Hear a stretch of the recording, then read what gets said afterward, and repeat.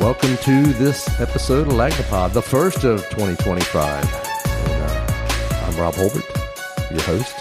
Along with the cast of characters, you guys sound off for the first time this year. Brady Petrie. Scott Johnson. Dale Leash. Kyle Hamrick. Happy New Year. Tommy Hicks. All right.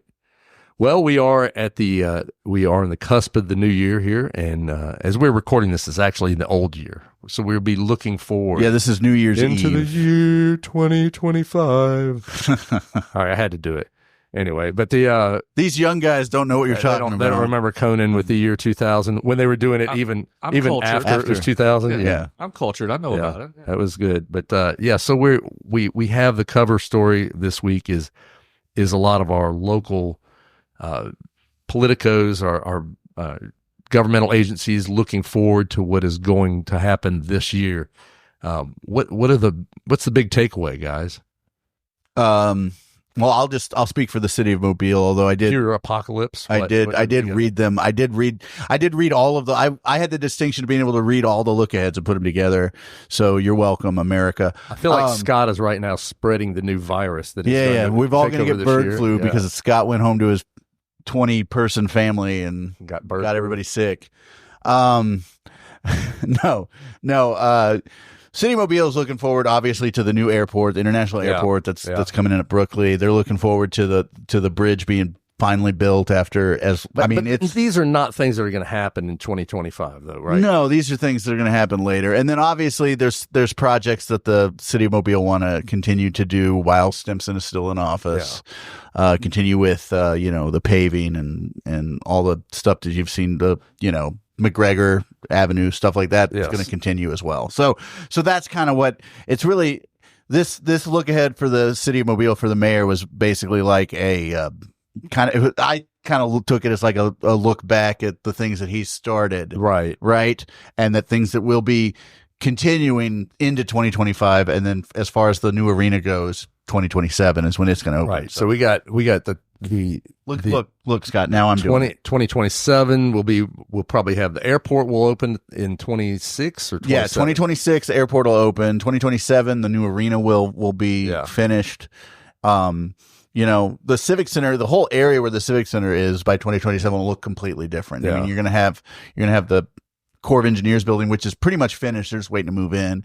You've got parking deck that's coming along there if you drive by, and then you've got the Civic Center just sitting there looking all post-apocalyptic. The Civic Center looks like it was bombed. Yes. It does. I mean, it looks like Timothy McVeigh had his way with it. It does. It's blown out. I mean, It's kind of I got to be real with you guys. That's a terrible reference. I'm sorry. Yeah, I didn't want to say it, but yeah, Oklahoma City bombing reference. Man, reference. Lord, I apologize. That's awful. You're going to start the new year off with a bang. Yeah, it looks. I drove by the other day and it was kind of just like, wow. I mean, it's a shell. It's just like something from the nuclear winter. It does look like it. Yes, it's wild, and so it looks cool. It looks, but very it's also metal. On the cover of this. It looks very metal, and we had two options for the cover, and I think we made the right choice because it looks badass. Yeah, it does look crazy. It does look crazy. So what other things across the bay? They have some things they're talking about. What are we talking about across the bay? They've got a whole lot of road and infrastructure stuff that they're working on. They're like doing some widening of county roads. That'll be exciting. Wider roads in 25. Yes. Well, That's exciting. for all of those people who are moving to the Eastern Shore, you got to get them on the road. What can you expect in Baldwin County? Really, bigger trucks. And then there's something cool coming to Fairhope. It's called the Flying Creek Nature Preserve. Okay. It's going to be this massive kind of nature park that could have the Hermit Hut. The Hermit Hut might go there. The Hermit Hut might go there if the feasibility study comes back. My hope for 2025 is that we don't write a single story about the Hermit Hut. That's what I'm hoping. I don't know. But I feel like you're on that Hermit Hut beat pretty hard. Man, I don't know. But anyway, this park is supposed to be pretty cool. They've got like a lot of money that's going into it. It's going to be pretty scenic, kind of the northern part of Fairhope. And they got a new fire station coming to Spanish Fort. So they can put out fires. These are over exciting developments. They are. What about that? There is something about a biplane in Loxley, right? What do we got going on? Or Foley. I'm sorry. Yeah, one of the main things that they're looking forward to in Foley is the opening of the World War II History Museum. That'll be cool. It'll be very cool. They've got an authentic World War II biplane that they flew into Foley. It's going to stay there. And they're also, much like they're doing in Daphne and Fairhope, they're just trying to accommodate the growth. Yeah. I think Foley has grown, 30% since the census in 2020. That's crazy growth. Yeah, that is. So huge growth. that's the primary thing that they're going to be focused on next year is just finding places For people to live. Exactly. Yeah. That's Stacking gonna them be the like main thing. firewood. Yeah. Cordwood, yep. And the biplane was the second option for the cover this week. And Yeah. I like the biplane. yeah, It's the good, biplane but was not. you It know, just wasn't quite It as didn't live metal up as to the Civic Center. Yeah. you know, I agree. I think the out with the old, sort of goes with the theme for a new year. When we go back to the bridge for a second, I mean, Yes. do we know at this point where is the bridge? What's the circumstance? What's the latest? And we need to Are we- probably update this. We haven't done it in a while. I mean, is there supposed The to be a last groundbreaking in 25? Are I we going to think that see there a is. shovel turned on this thing? Because I remember when Kay Ivey A golden came down, shovel? When Kay Ivey last came to Mobile, she said that everything is pretty much on track. We just need more money. we need more That's money. right. More Oh, yeah. money. Yeah, we don't have More money. What do we even By the way, have? no thanks to her. Do we Everything's even on have a track. third of the funding at this point? I don't think we do. I think we've I got. think we're just over $1 billion, which is About a third. about a third. That so that Is it part. $3 billion now? Yes, it's Yeah. it's going to be over $3 billion now. Yes, $3 billion. Yes, it is. Scott gives us the Dr. Evil pinky there. So yeah, that's a strange one. I know we also had something with the school system. You talked to them about what's going on in the coming year. Baldwin schools. Baldwin schools. Yeah. Yeah. Mobile County schools did not get back to us, but I believe Baldwin County schools. schools talked yes. about what they're looking Oh, for yeah. too. Yeah. Yeah, Yes. they have got. Hold on, I have to remember actually what they sent me. One of their big things was they're trying to improve their system-wide report card because they had gotten a B for the past 2 years, and then they're really trying to get it up to an A. So that's something that they're going to be working on there. And let me see, that's the main thing for them. Main thing is just to make sure the kids are smarter. Yes, Just to make sure that's the a kids good are one. Smarter. Oh, and there's going to be some new schools that will be coming to Silver Hill, Loxley, Alberta, and Daphne, Man, they are. which are kind of the key central parts of growth in the county. And then Scott, I know that the county commission, Mobile County Commission, they had some things they talked about as well. Yeah, they're continuing their parks initiative. That's been a multi-year project of them really targeting quality of life projects. Yeah. So you got of course, you've got Connie Hudson, who was able to get a ton of money for the aquatic center property out on Halls Mill. Will we see anything in 2025 that happens out there? I don't think so. I mean, there's going to be under construction. Yeah. They broke ground earlier this year, so it'll be at least 2026, and then maybe not even till the mid 2026 when they're actually using it for swimming competitions and events like that. So this is going to be a year of pardon our progress. That's what basically. it sounds like. Yeah. There's a lot of 2025 will be pardon our progress. Going to be a lot of digging, a lot of building, a lot of stuff going on. In fact, that should have been the headline Probably, on the, yeah, it on should the be. look ahead It's story. gonna be, I missed the boat on that. There's quite a bit of building, but I mean, there are a lot of projects underway that are really going to be important for the community. So it's that.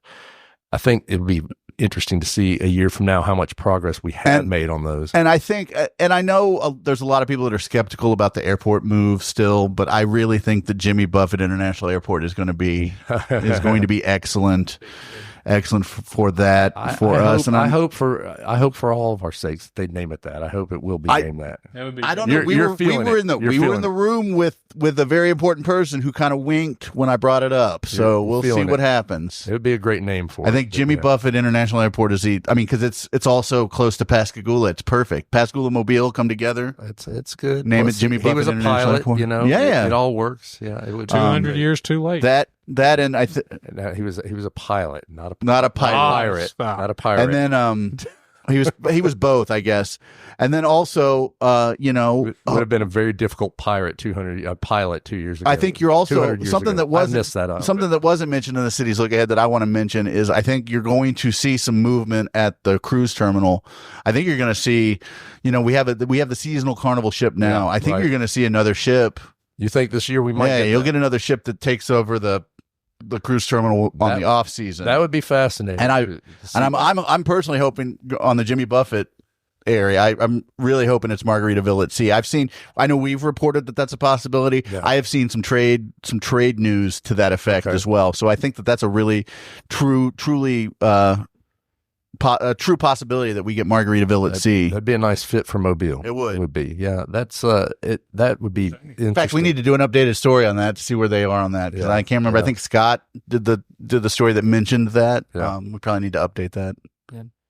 Jumping over to University of Alabama, South Alabama. Yeah. They got the Whitton College of Medicine. Right.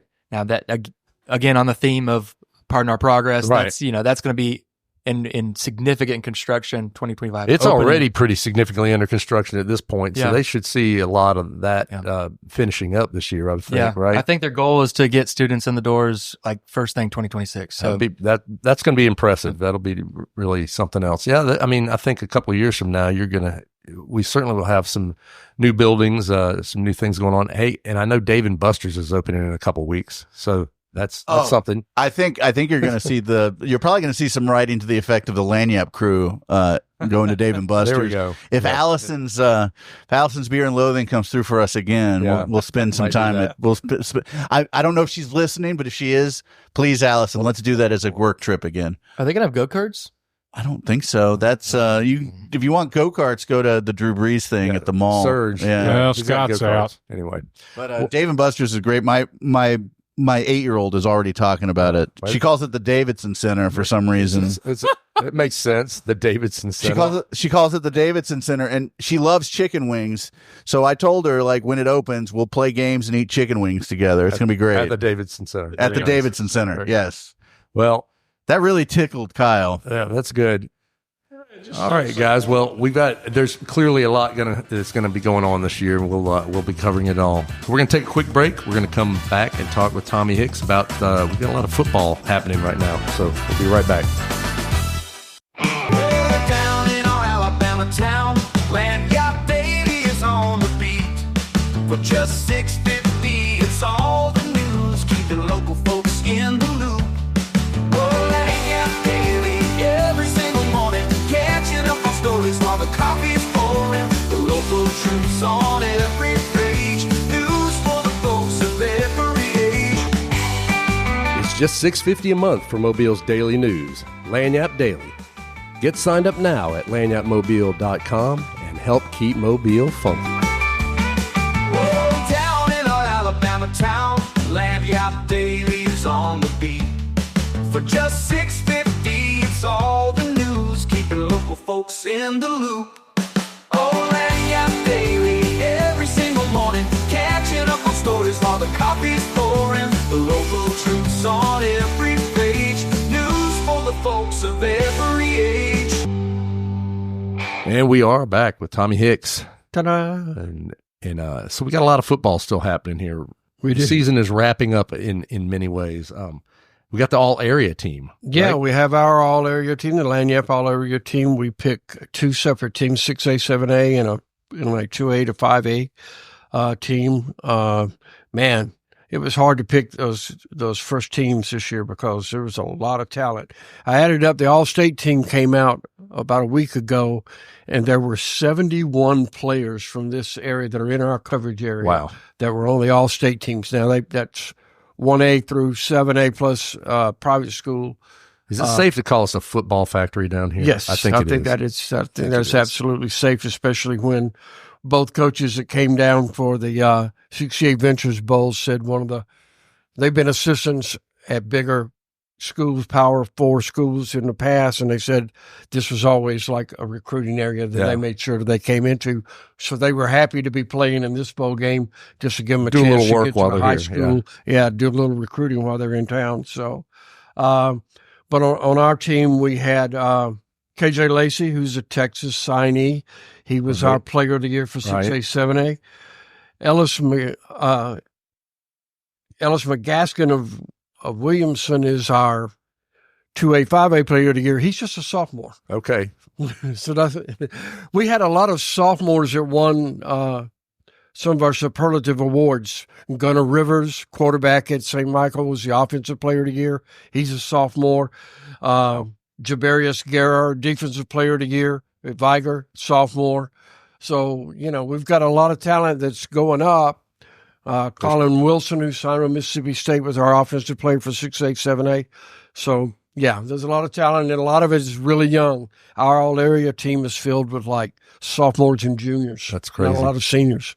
Well, that's good stuff. They also, I guess, in South Alabama news, they've lost a couple of assistants. They've moved on. They've lost 3, actually, and it came pretty quickly. And they entered the transfer portal, I suppose.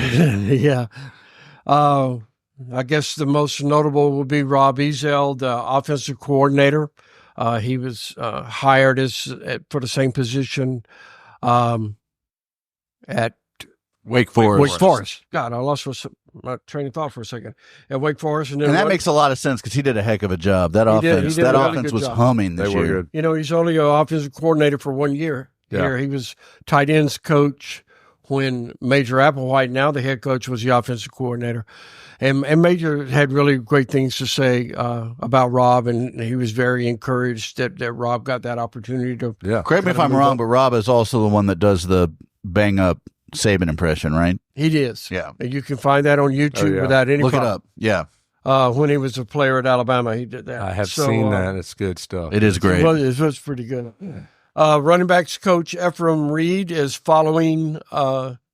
Ezel to Wake Forest. He's going to be on that offensive staff. And then Jonathan Bradley, the defensive line coach, who's one of their really big recruiters, most successful recruiters on the staff. He's going to Kennesaw State. And a lot of people go, well, why are you going from South Alabama to Kennesaw State, not be a coordinator? I mean, he wasn't listed as coordinator. That may change, but he's joining the coach there, Jerry Mack, who used to be wide receivers coach here when Joey Jones was head coach for a couple of years. They were teammates together at Arkansas State. And when Jerry Mack was head coach at North Carolina Central, Bradley was on his staff there. So it's kind of it's more a friendship connection type of thing that he's going there with him to help that staff get started. So if you're looking back at South's season now, it's completed. Yeah. What's your grade on it? How do you think they did? I think they did well. I think obviously the offense improved. The defense got better as the year went along. And then probably at the end of the year, the defense was probably the strong point of the team because they really definitely improved. No doubt. They did a lot of good things there toward the end. 7-6, you got a third straight winning season, which is big. You've got 2 straight seasons where you've won a bowl game. And I think Major kind of established himself as the leader of that program and his culture and how he wants to run things. I think from that, now you can obviously look back and there's 2, maybe 3 games they got to feel like they should have won. Right. Could it have been better? Yes. But they also, made some progress in some areas. They've lost a couple of guys to the portal. Fluff Bothwell being the biggest one, obviously. But then I think they're going to, just like any other team, they're going to gain some guys in the portal as it comes along. They've already gotten one player out of the portal, but the portal closed recently on the 28th. So now nobody else new can get in, but you don't have to have signed by now. So now you know who's in there and who's available. You can evaluate those guys and get ready for spring. Preseason, they were sort of picked to have a losing season, right? Yeah. And not do very well. So they were picked down the list in the West. They exceeded those expectations. Yeah, and they had a chance. They had a chance here right at the end of the season to win the division. They just lost that game to Texas State at the end. Yeah. Or else they would have had now. It ended up Louisiana won their game, and then which they would have had to lose against Troy. They definitely lost a couple that were kind of in the bag. And I know one, I walked out of the stadium thinking it's done. They won this thing, and then they lost. Yeah. It was. There's at least 3 where you just shake your head. So they could have had a really very strong season with just a little bit more. Yeah. I think if the defense had been playing better at that time, they probably would have won those games. Yeah. So I think now that you look at it, you built a good foundation over the last 3 years.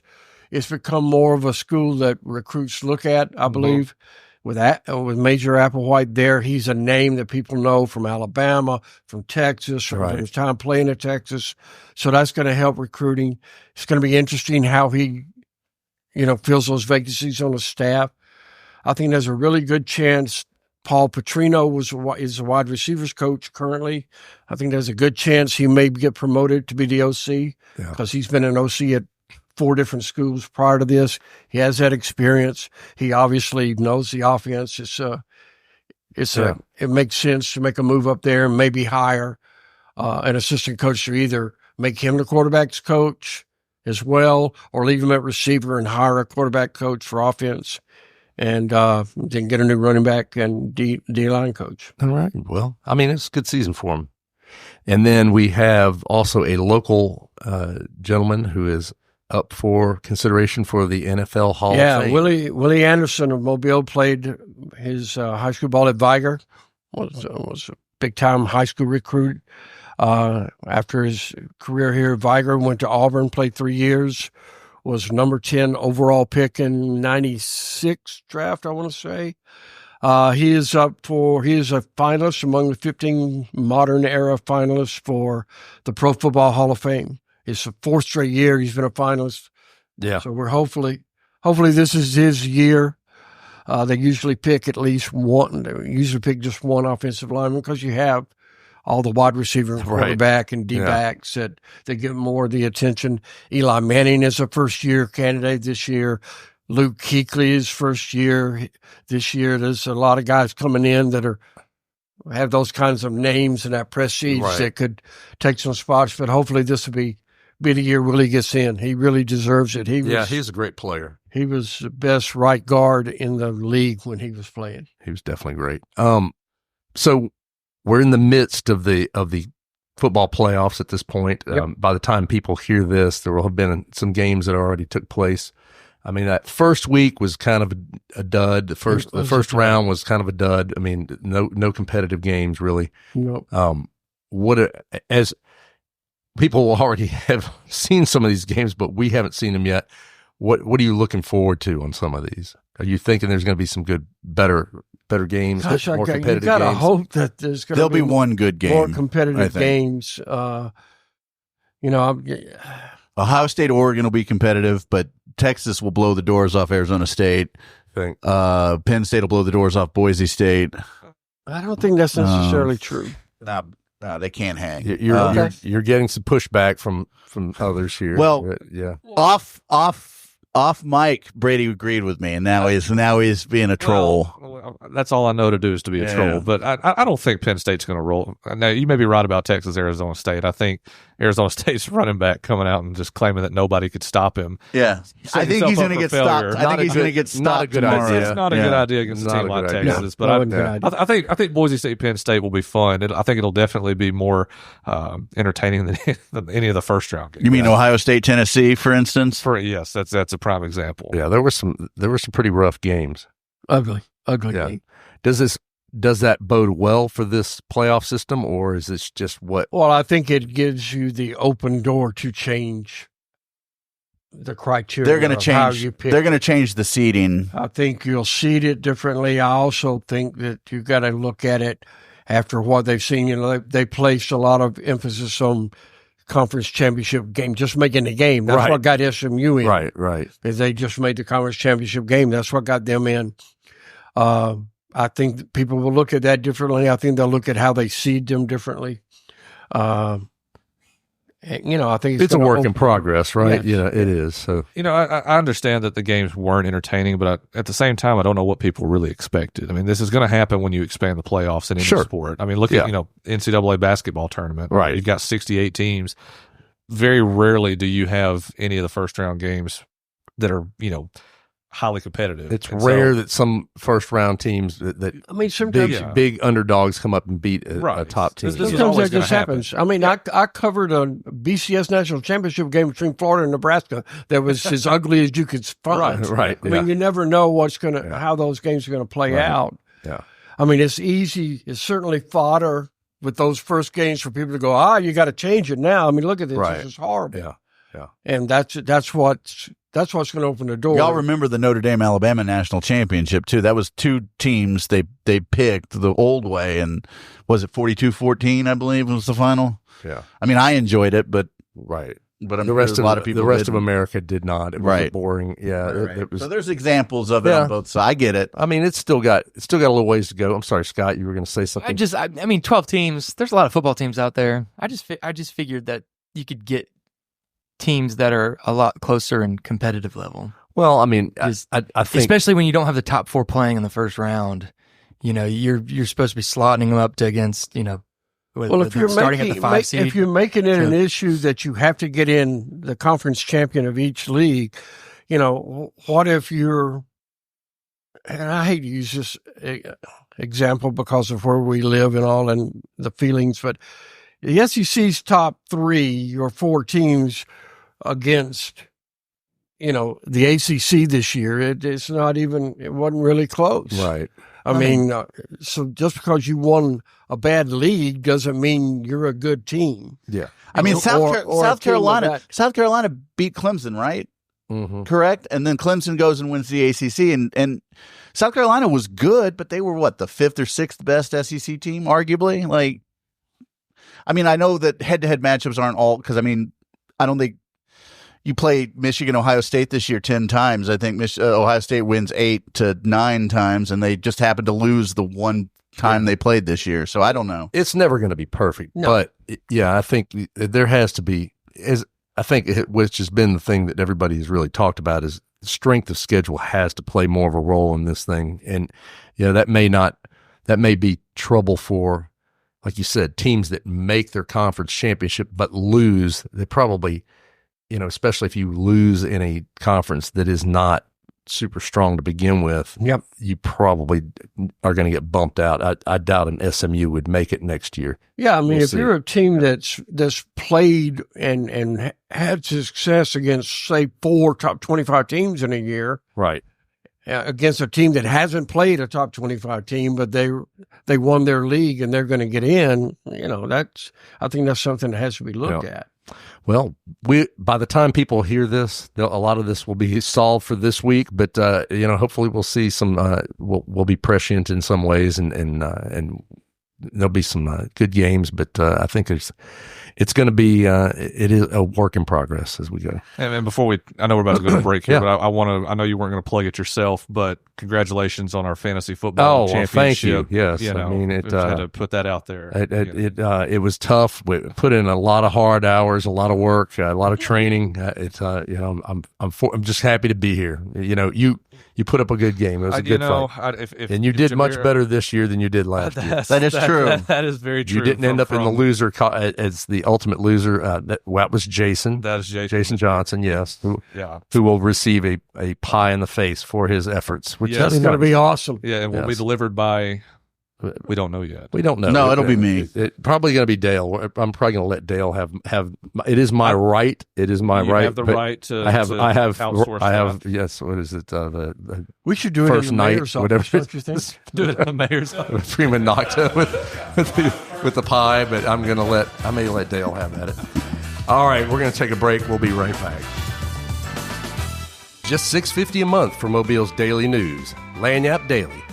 Get signed up now at lagniappemobile.com and help keep Mobile funky. And we are back. So we had one of the more bizarre stories the other day that came out. What was it? It wasn't the day after Christmas, was it? Or Saturday. I Saturday, believe. yes. It was So, Saturday. Yeah. so Saturday, someone threw puppies off, or two dogs off of the Dog River Bridge. Yes, Oh. nearly 75 feet in the air. Crazy. It was And they wild. lived. They miraculously They weren't even hurt. No, they were just, understandably terrified afterwards, but they're still spoke with an officer who was the first one on the scene yesterday, and they said that the dogs are still frantic around people. Yeah, obviously, but otherwise they they're hate in good bridges. Shape. They hate bridges now, yeah. but otherwise they're doing good. They're still looking for the people that did this, and a couple of min pins, a couple of miniature pinchers, right? Miniature pinchers, and, Cute dogs. Very, Yeah. very cute dogs. I always liked them pinchers. They're actually terriers, by the way, but They Oh, are. really? they got Manchester Terrier in them, but Huh. anyway, A little bit, yeah. I didn't And know they, that. That's interesting. they are. what baffles me is,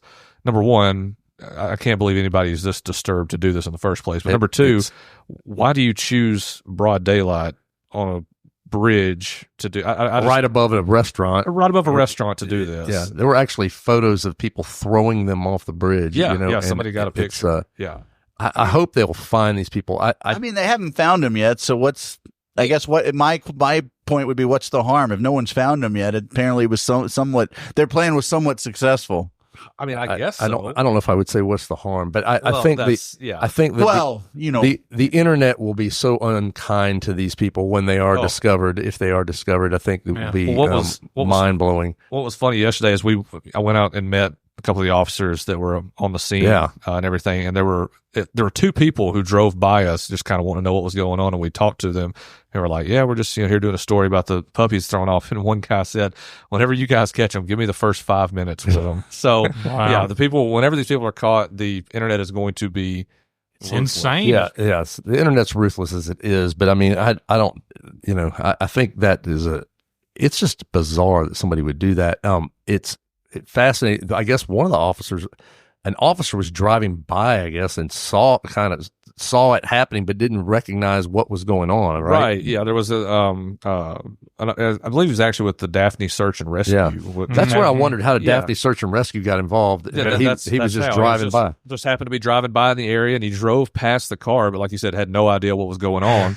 And then once the calls started coming in for Mobile Police Department and everything, he overheard the calls and turned around and came back and assisted and ended up getting the dogs. Now, they got the dogs out of the water, but once people started trying to get them, the dogs went back into the water. And so they spent about 2 hours. The dogs jumped back in the river, They right? did. They jumped back in the river. And they spent about 2 hours trying to catch them, but they finally got them. The current there is very strong. I mean, it is. I routinely go through there, and it is. It's very, very strong. Yeah, current. just standing off. I mean, those two little dogs.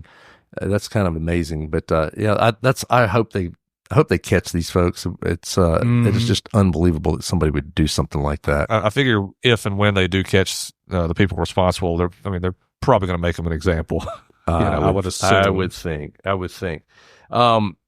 Moving on to another story, cell phone bans. Where are we on that? What's going on with cell phone bans in schools? There is a bill that could come up in the next session of the legislature that would remove all cell phones from K through 12 public schools. Now, in that the state. When you say that means they can't bring the phones to school, or that the phones they can't have them in class. You could bring them to school, but you'd not be allowed to have them in class. The State Board of Education would have to come up with a policy for all school systems so that phones are not in students' hands in class, with some exceptions. Like if you have a IEP or some kind of... What's an IEP? That is an individualized education plan. That's for like students with some special needs or some disabilities or something. And Mobile County's already kind of taken initiative on this, and they've, along with all the other safety measures that they've put into place this year, they've also done a kind of a cell phone ban where students have to lock up their phones in pouches, right? In pouches at the beginning of every day, and they get them back. Yeah. I mean, I think it's a great idea. I think most adults definitely feel like it's a good idea, and but I mean, having grown up in an era when if your parents need to get in touch with you, someone called over the intercom or like, please send Rob to the principal's office, and whatever, that kind of thing. I remember that. We didn't have contact with our families or parents in between classes. That was not normal, but I know the world is different now, and everybody wants to contact their kids at all times. Right. And so I get that sort of thing, but it does seem like it's massively distracting to have. Yeah. Is it class. fair? Is it Fair Hope High School lets them have the phones after classes, in between classes? Yeah, I think that's what that's the happens, best. yeah. I think that's the better way to do it. Yeah. Is let them have it in between in case there's an emergency Yeah. or some sort of. And that's thing. what the principal there told me, because he piloted this program in Baldwin Yeah. for this last semester. Was, you have to lock up your phone during class, but you get it during the class change. He said, some seniors have to go to work. They pick up their younger siblings, an stuff like emergency, that. If they there's can an see that, emergency, stuff But like then that. you look at it from the Mobile County side of things. And I think they instituted the policy to cut down on fights because there was a fight at LaFleur that was started through texting. That's right. Text messages. It's a shooting. The shooting that happened. Yeah. Right at And- LaFleur. Yeah. And so that, I don't know if letting them have it between classes would prevent that. That's the thing. So like it's going to be I think they have to let them have it between classes for various and sundry reasons, but at the same time, I don't know if that'll cut down on what Mobile County wants to cut down Well, on. and what's something that Fairhope High raised, a question they raised, was they were concerned about having to create a model kind of a policy that this is what you have to do, because every school is different. And that's one concern that he had on this, was that having to make everybody do the exact same thing. Well, I mean, and I think Mobile County, when I talked to a lot of the education officials here, that was kind of their main concern with putting the cell phone, ban, if you will, in place, is that in between classes and even during classes, students were texting and, Right. during classes, and just, it was instigating a lot of these incidents. Right. And so the hope was that this would cut that down. I think, in your story about it, that teachers have said that, or the educators have said that they're seeing better concentration in class, and students are doing better in class as a result. I mean, I can't imagine how distracting it would be to have a phone available in class. I mean, the temptation to stare at your phone would be just enormous. And with Retro Bowl available? That's what I'm saying. With Retro Bowl out there, I don't know. I mean, I can barely get my job done right now. Seriously. And Just look, I imagine just want to trying tell to the get people out through there, math. if you've not heard of Retro Bowl, don't look it up. Don't do it. Don't It's going to ruin your life. My dad loves that stuff. He loves the Retro Bowl. If you grew up playing Tecmo Bowl as I did, my goodness, it goes back to you will see Tecmo Bowl, but it's better. It's so good. It's just really it is good. the greatest thing ever. It is. It's. I'm on my 67th season. It's really of the Retro best. Bowl. Yeah, I don't even know how many. I've won 9 Super Bowls. I'm in pretty good shape. But anyway, I play it at the extreme level now. So Wow. that's tough though. Every You're a week, veteran brutal. now. Yeah, every brutal. waking moment that I'm not Brutal. watching TV, reading, or talking to my family, I'm playing Retro Whenever Bowl. my wife's talking to me and I'm not hearing anything, it's because I'm playing Retro Bowl. It's ruined. It's a It's problem. going to end so many marriages. It's ruined my relationships with my family. It's I don't even notice much of what's going on anymore.